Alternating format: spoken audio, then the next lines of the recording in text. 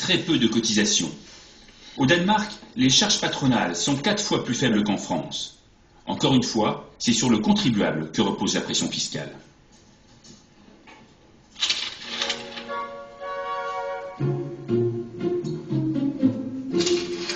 Mais même au pays des jolis contes de fées, la vilaine crise économique est venue faire un tour. Pourtant habitué aux chiffres positifs, le royaume est en déficit. Ce matin commence au Parlement la discussion sur le budget de l'an prochain. Les débats seront vifs, mais au pays du consensus, on finira par s'entendre. Après 10 ans de règne, la droite libérale a cédé la place en 2011 aux sociodémocrates. Un homme a la charge de redresser la situation. Bjarne Corydon, le ministre des Finances. Et comme rien n'est comme chez nous, l'homme des impôts est un des politiques les plus populaires du royaume. Peut-être parce qu'il doit tout à cet État-providence. Il paye des impôts et il aime ça. Ça représente à peu près la moitié de mon salaire ou un peu plus, et je trouve ça très juste. Je ne viens pas d'une famille riche, mes parents n'ont pas fait d'études supérieures et n'avaient pas de fortune personnelle. Mais grâce au système, j'ai pu avoir la chance d'en arriver là où je suis. Et il y a beaucoup de Danois comme moi, même s'ils ne sont pas ministres des Finances. Payer des impôts, ça vaut vraiment la peine. Pourtant, dans son ministère, on fait en ce moment tout l'inverse. Alors que fleurissent en Europe les plans d'austérité, les hausses d'impôts, le Danemark a choisi de baisser la pression fiscale. Nous avons réformé le système fiscal de plusieurs façons il y a un an. Nous avons baissé l'impôt sur le revenu pour les classes moyennes. Et nous avons aussi baissé l'impôt sur les sociétés avant l'été. Donc on a fait pas mal de réformes ces derniers temps. Mais ces mesures qui doivent relancer la compétitivité ne changent rien à ses convictions. L'impôt doit rester un pilier de la politique du royaume.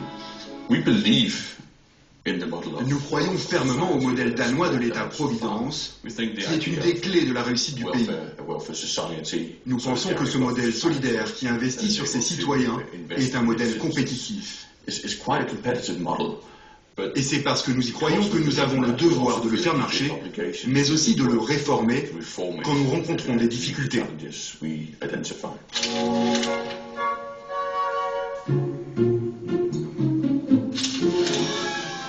Il existe tout de même quelques endroits où l'on trouve quelques citoyens grincheux qui n'aiment pas les impôts.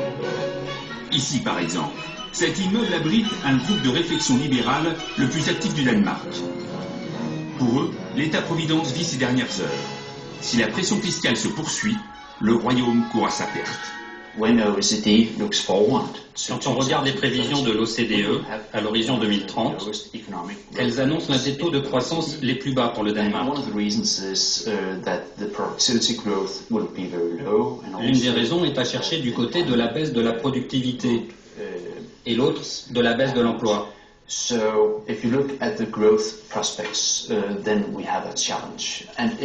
c'est aussi un sacré défi d'avoir une telle pression fiscale dans une économie mondiale.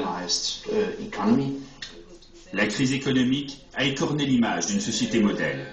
Mais les critiques restent minoritaires, car le pays peut encore faire valoir de beaux atouts. Au royaume du Danemark, le déficit public est très faible. Les impôts ne servent pas à payer la dette. Les Danois restent fidèles à un modèle où la protection sociale est plutôt meilleure qu'ailleurs et le taux de chômage inférieur à la moyenne européenne. Avec le prélèvement à la source, l'évasion fiscale est presque impossible. Le pays est un des plus riches d'Europe, l'écart entre les plus fortunés et les plus pauvres est réduit grâce à l'impôt. Et contrairement à la petite sirène d'Andersen et son air fort mélancolique, la majorité des Danois disent qu'ils sont heureux et qu'en partie, au moins, le bonheur est dans l'impôt. Oui, ça laisse rêveur.